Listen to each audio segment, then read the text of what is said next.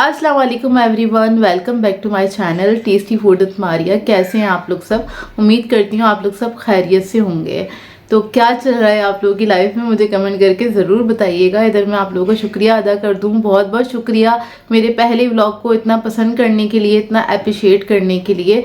मैं कोशिश करूँगी आगे भी इस तरह के अच्छे व्लॉग्स मैं आप लोगों के साथ शेयर कर सकूँ। अपनी थोड़ी सी रूटीन और जो भी मेरी मसरूफियात होती है वो मैं आप लोगों के साथ ज़रूर शेयर करूँगी, क्योंकि सब ने यही कहा है आप व्लॉग ज़रूर बनाइएगा। तो मैं पूरी कोशिश करूँगी अच्छे अच्छे व्लॉग्स बनाने की और आप लोगों के साथ शेयर करने की।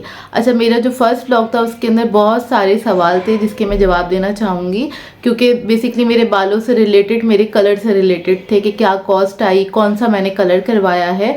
तो वो मैं इधर आप लोगों को बता देती हूँ, क्योंकि हर कमेंट के अंदर जाके जवाब देना पॉसिबल नहीं होता। वीडियो में आके मैं डिटेल जवाब दे दूँ ताकि आप लोग देख भी लेंगे, सेटिस्फाई भी हो जाएंगे मेरे जवाब से। अच्छा, मैंने करवाई थी हाइलाइट्स, और हाइलाइट्स प्लस मैंने डाई करवाया, यानी कि जो मेरे बालों का बेस कलर था उसको मैंने चेंज करवाया है। तो क्योंकि मेरे जो बाल हैं वो जेट ब्लैक कलर के बाल हैं, और सब लोगों ने चार्जेस पूछे थे। जो उनके बेसिक चार्जेस हैं वहाँ पे जो लिखे हुए थे वो थे 8000 रुपीज़ सिर्फ हाइलाइट्स के। अगर आप बेस कलर चेंज करवाएंगे तो उसके एक्स्ट्रा चार्जेस होते हैं, सही है। तो वो आपसे पूछ ही लेते हैं कि आपको करवाना क्या है। दूसरा, एक और चीज़ मैं आपकी इन्फॉर्मेशन के लिए बता दूं, आप बालों की कोई भी ट्रीटमेंट करवाने जाएं, हेयर डाई हो, हेयर कलर हो, हाइलाइट्स वगैरह हो, कटिंग हो, कुछ भी हो, तो वो हमेशा आपके बालों की लेंथ देखते हैं, आपके बालों की ग्रोथ देखते हैं, उसके हिसाब से पैसे होते हैं। तो मेरे बालों की जो लेंथ है, मतलब बहुत छोटे बाल नहीं है मेरे, कमर तक है मेरे बाल, और मेरे बालों की जो लेंथ और ग्रोथ है उसके हिसाब से उन्होंने मुझे चार्ज किए थे 15,000 रुपीज़, क्योंकि मैंने बेस कलर भी चेंज करवाया था प्लस मेरी हाइलाइट्स थी। तो उन्होंने 15,000 रुपीज़ मतलब चार्ज किए थे, जो कि मुझे अब सही लगे थे, तो मैंने करवा लिया था ये ना। और कलर कौन सा करवाया है, मैंने कलर करवाया है कैरेमल कलर, उन्होंने मुझे कहा था। क्योंकि देखिए सबके ना बालों का टेक्सचर बहुत अलग होता है। मेरे बाल थोड़े से मोटे हैं, थोड़े से हेल्दी हैं, तो मेरे बालों पे कट डाउन बहुत अच्छा नहीं आता है। तो उन्होंने कहा था जिस तरह का कट डाउन होगा उस हिसाब से हम आपके बालों में कलर कर देंगे। क्योंकि हमेशा मैं ना जब भी जाती हूँ ऐसी जगहों पे ना, पार्लर वगैरह हम लोग जाते हैं अपने बाल कटवाने के लिए या हेयर डाई करवाने के लिए, स्ट्रीकिंग करवाने के लिए। मैं हर 2 साल बाद स्ट्रीकिंग कराती हूँ, एक ना फ्रेश लुक आ जाता है, ज़रा अच्छा लगता है, अपना आप भी ज़रा अच्छा लगता है ना। तो ये भी ज़रूरी होता है हम लड़कियों के लिए, और ये तो अपने शौक की भी बात होती है। बताइएगा आप लोग करवाते हैं कि नहीं करवाते? अच्छा, मैं क्या करती हूँ, मैं हमेशा एक्सपर्ट्स जो होती हैं ना, जो सीनियर होती हैं पार्लर की ना, या जो कलर डिपार्टमेंट में होती है, उनके ऊपर मैं छोड़ देती हूँ कि आप देख लें मुझ पर क्या सूट करेगा। क्योंकि आपकी स्किन टोन क्या है उसके हिसाब से आपके ऊपर कलर होना चाहिए, जो बालों का कलर है, तभी आप पे सूट करता है। क्योंकि हम ना किसी को भी देखते हैं, इंस्पायर होते हैं, हम सेम वही करवाना चाहेंगे तो वो हम पे कभी भी अच्छा नहीं लगेगा। तो हमेशा मैं एक्सपर्ट पे छोड़ देती हूँ। तो मैंने उन पे छोड़ दिया था, उन्होंने ना ही मुझे कलर दिखाया कि वो कौन सा शेड उठा रही हैं। तो मैंने कहा था आप अपनी मर्जी से कर दें जो मुझ पे अच्छा लगे और मुझ पे सूट करे। तो इसलिए वो मेरे ऊपर सूट भी किया और अच्छा भी लग रहा है अल्हम्दुलिल्लाह। काफ़ी अच्छे हाइलाइट्स हुए हैं, मतलब मैंने 2 साल पहले यहाँ से करवाए थे, उससे बेहतर हाइलाइट्स मुझे अभी के लगे। हाँ, डाई भी लिया है मैंने, जाहिर सी बात है, क्योंकि बेस कलर आप चेंज करवाते हैं तभी आपके जो बाल है ना उसका ना, मतलब आपके जो हाइलाइट्स है ना वो निकल कर आते हैं। तो इसलिए मैंने इस बार बेस कलर भी चेंज करवाया, नहीं तो नॉर्मली मैं हाइलाइट्स ही करवाती हूँ। तो हाइलाइट्स अगर आप लोग करवाएंगे तो उसके तो चार्जेस खैर कम होते हैं, और लेंथ और आपकी ग्रोथ पे भी डिपेंड करता है, क्योंकि उसी के हिसाब से वो स्ट्रिप्स वगैरह लगती हैं। उनका प्रोडक्ट जो होता है ना, प्रोडक्ट होता है उनका, वो इस्तेमाल होता है, तो उसके हिसाब से वो आपको चार्जेस बताते हैं। अब डिपेंड करता है आप लोगों के बाल कैसे हैं। आई होप आपको ये वाला जवाब जो है मेरा समझ में आ गया हो। और आज मैंने बहुत ही मज़ेदार सी रेसिपी बनाई है, उसको भी मैंने रिकॉर्ड किया, आप लोगों के साथ शेयर करूँगी। बहुत ही मज़ेदार सा पास्ता बनाया है, और कौन कौन सी रेसिपीज़ विंटर के हवाले से सीखना चाहते हैं मुझे कमेंट करके ज़रूर बताइएगा। क्योंकि जाहिर सी बातें मैं ब्लॉग्स शेयर करूँगी, डेली रूटीन की जो भी मेरी रेसिपीज़ होंगी मैं उनको भी आप लोगों के साथ शेयर करूँगी। तो मुझे कमेंट करके ज़रूर बताइएगा। ये है दोपहर का टाइम और मैं जा रही थी ग्रॉसरी करने के लिए स्पार में जा रही थी, नाज़माबाद वाली ब्रांच पे। अक्सर मैं इसी ब्रांच पे जाती हूँ, और जो भी कोई थोड़ी बहुत ग्रॉसरी करनी होती है, क्योंकि हफ्ता 10 दिन के बाद कुछ ना कुछ किसी न किसी चीज़ की ज़रूरत पड़ती है। भले आप मंथली ग्रॉसरी कर लें, लेकिन जो रूटीन की चीज़ें होती हैं ना, जैसे कि मीट हो गया, अंडे हो गए, दूध दही वगैरह वगैरह, इन सब चीज़ों की या थोड़ी बहुत वेजिटेबल की ज़रूरत पड़ती है। तो वो तो वीकली ही आती है, और हमेशा मैं ही जाती हूँ ग्रॉसरी करने के लिए, क्योंकि मुझे अपने चैनल के लिए भी थोड़ी बहुत ग्रॉसरी करनी होती है। तो खैर मैं आ गई थी, दोपहर के टाइम पे आई थी इस बार, और यहाँ से मैंने कुछ ग्रॉसरी करनी स्टार्ट करी थोड़ी बहुत। सबसे पहले मैं वेजिटेबल्स वगैरह ले लेती हूँ। यहाँ पे वेजिटेबल्स अच्छी होती हैं, फ्रेश होती हैं। लेमन बड़े अच्छे आए हुए थे, बड़े बड़े साइज़ के आए हुए थे। और ये जो बड़े साइज़ के लेमन होते हैं ना, इसके अंदर ना बहुत ज़्यादा खटास नहीं होती, थोड़ा फ्रूटी सा फ्लेवर होता है, तो ये बड़े मज़े के लगते हैं। अक्सर केक वगैरह जो मैं बनाती हूँ ना, तो मैं ये बड़े साइज़ का जो लेमन होता है ना, उसी के साथ बनाती हूँ। और इनका बेकरी डिपार्टमेंट भी अच्छा है, तो ये डिफरेंट टाइप के जो बंस होते हैं जो आप लोग मेरे चैनल पे देखते हैं, वो मैं यहीं से ले रही होती हूँ। डिफरेंट टाइप की ब्रेड्स वगैरह मिल जाती हैं। खैर हम लोग जाएँ कहीं स्टोर पे ग्रॉसरी करने के लिए और हम क्रॉकरी सेक्शन में ना जाएं, ऐसा हो नहीं सकता, क्योंकि यहाँ पे हमेशा कुछ ना कुछ नया आया हुआ होता है। तो मैं हमेशा एक राउंड ज़रूर लगाती हूँ थोड़ी सी विंडो शॉपिंग करने के लिए। जो भी चीज़ मुझे अच्छी लगती है अपने चैनल के हिसाब से या अपने हिसाब से, घर के हिसाब से, तो वो मैं ख़रीद लेती हूँ। अभी तो खैर मैंने कुछ नहीं ख़रीदा था, लेकिन ये कि ये लोग ना नई नई वैरायटी आती रहती है, मतलब हर 15-10 दिन बाद या फिर 1 महीने बाद आपका अगर चक्कर लगे तो यहाँ पर कुछ ना कुछ आपको नया मिल ही जाएगा।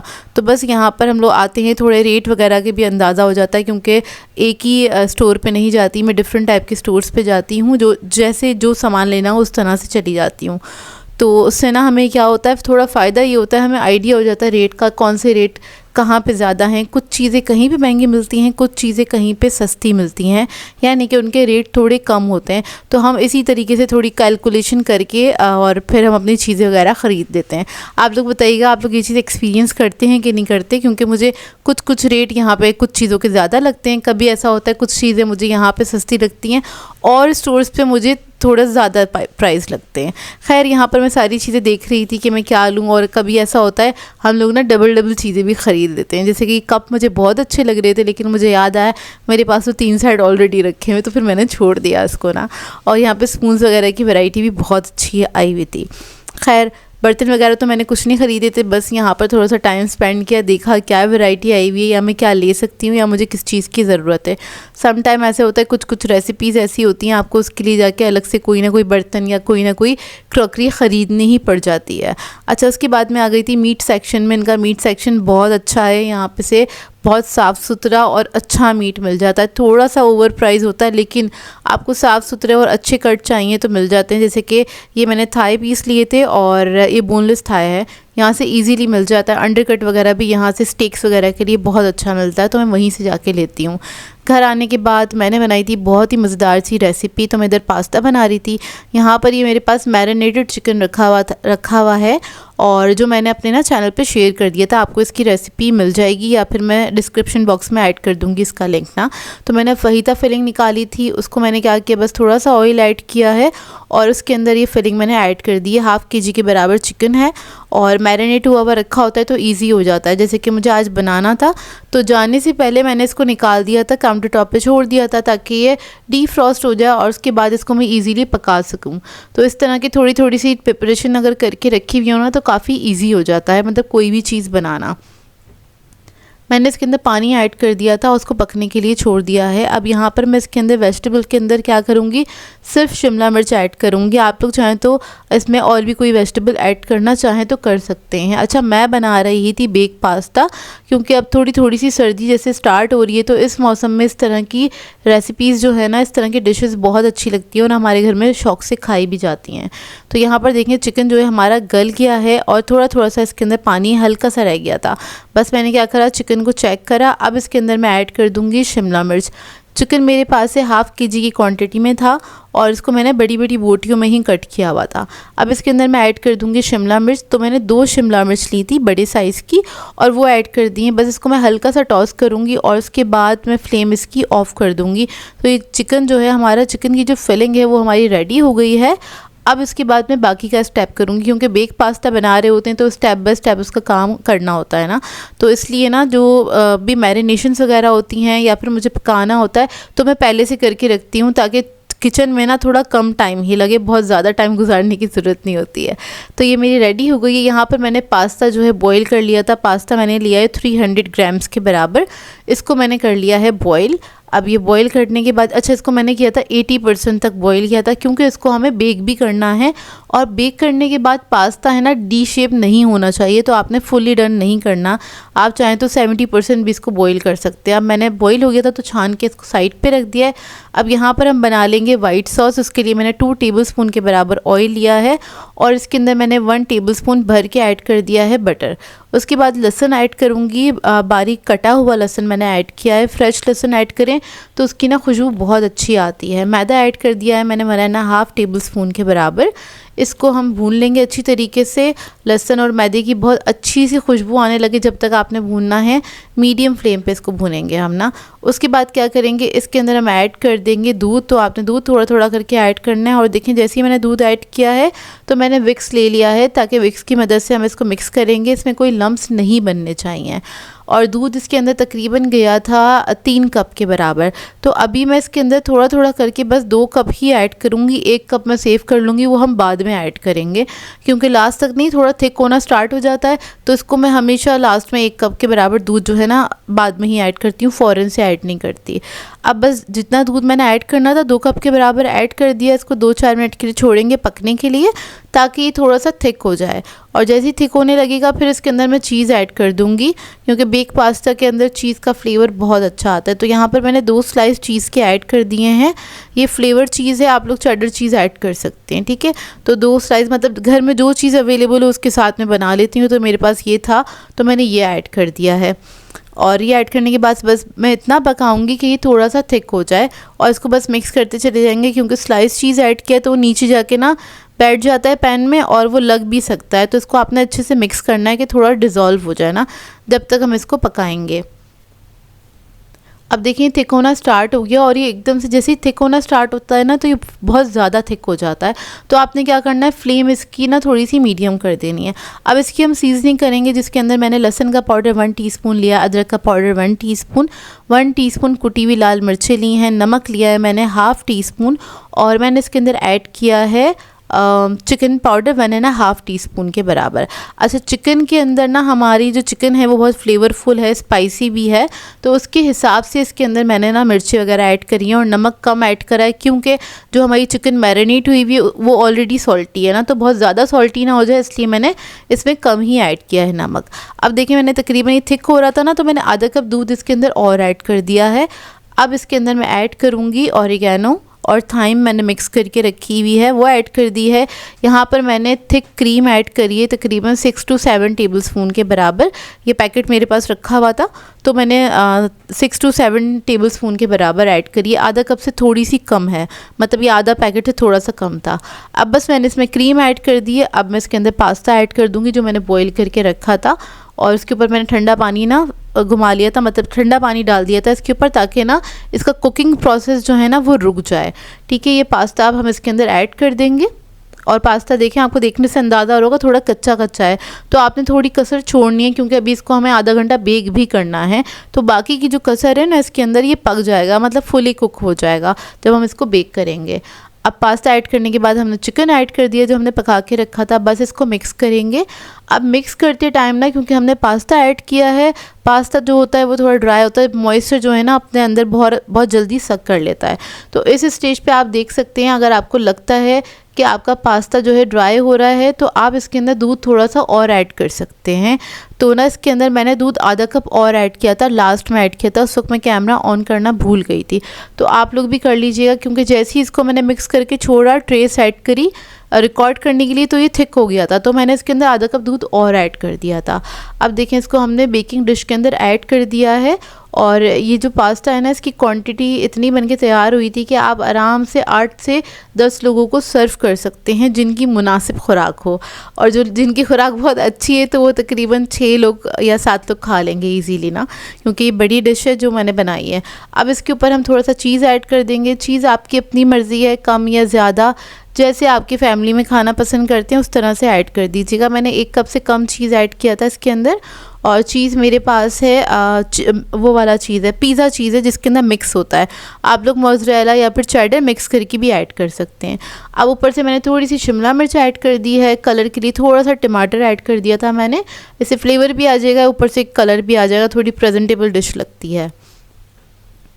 ये ऐड करने के बाद ऊपर से मैं ऐड करूँगी थोड़ी सी ऑरिगेनो और थाइम ऐड कर दूँगी, और फिर थोड़ी सी कुटी हुई लाल मिर्चें भी ऐड करूँगी। बस हल्का सा स्प्रिंकल करेंगे एक फ्लेवर के लिए। मुझे ऐसा लग रहा था कहीं इसके अंदर स्पाइस लेवल कम ना हो, हम लोग थोड़ा सा स्पाइसी खाना पसंद करते हैं, मतलब हमारी फैमिली में। तो स्पाइस लेवल आप लोग अपनी मर्ज़ी के मुताबिक रख सकते हैं, जैसे आप लोग खाना पसंद करते हैं। तो देखिए इसके ऊपर मैंने थोड़ी सी ऑरिगेनो और थाइम ऐड कर दिया है, स्प्रिंकल करा है, थोड़ी सी कुटी हुई लाल मिर्चें ऐड करूँगी, और इसके बाद इसको मैं बेक करने के लिए रख दूंगी 180 डिग्री पे। इसको हम बेक करेंगे 30 to 35 मिनट के लिए।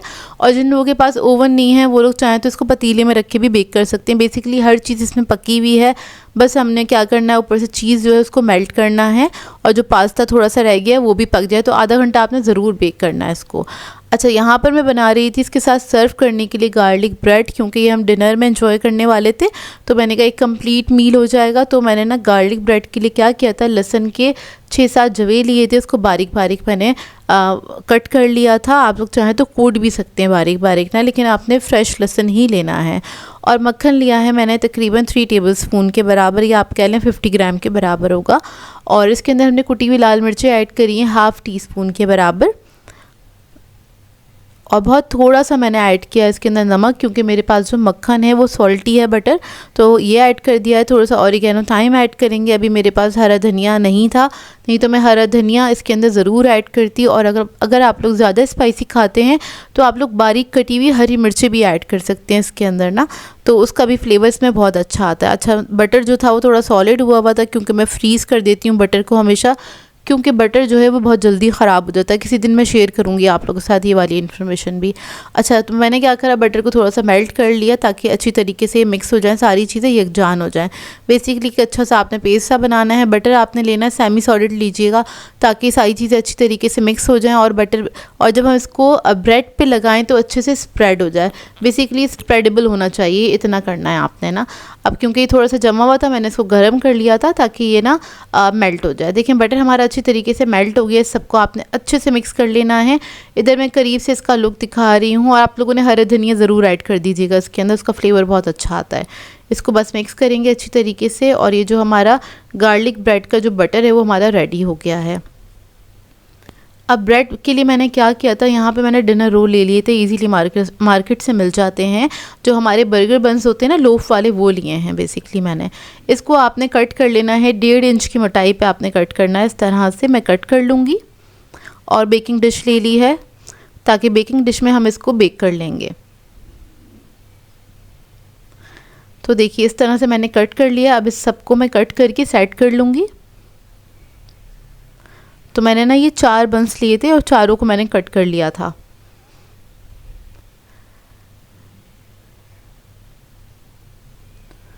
अब सेट करने के बाद हम क्या करेंगे, इसके ऊपर लगा लेंगे ये जो हमने बटर तैयार किया था, बहुत अच्छा फ्लेवरफुल सा, ये हम इसके ऊपर स्प्रेड कर देंगे। हल्का हल्का सा लगाना है आपने, बहुत ज़्यादा क्वांटिटी में नहीं लगाना।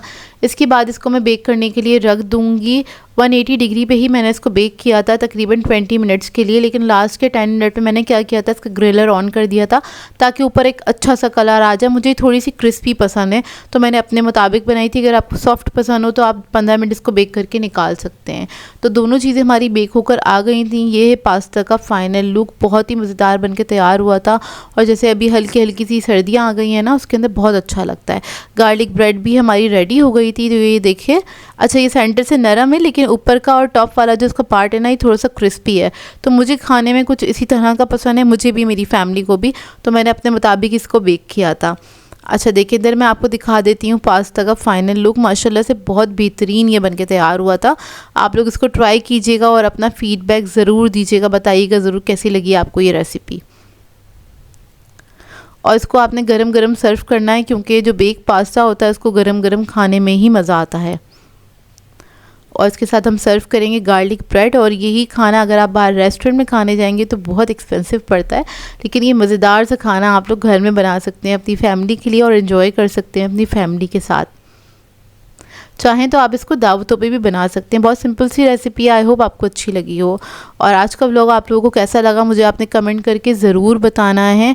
और कोई अच्छी सी रेसिपी अगर आपके दिमाग में है, आप लोग सीखना चाहते हैं, तो मुझे वो भी कमेंट करके ज़रूर बताइएगा। वैसे मैं काफ़ी सारी रेसिपीज़ आप लोगों को सिखा चुकी हूँ, तकरीबन 2000 वीडियोज़ में सिखा चुकी हूँ, मतलब रेसिपीज़ आप लोगों को सिखा चुकी हूँ।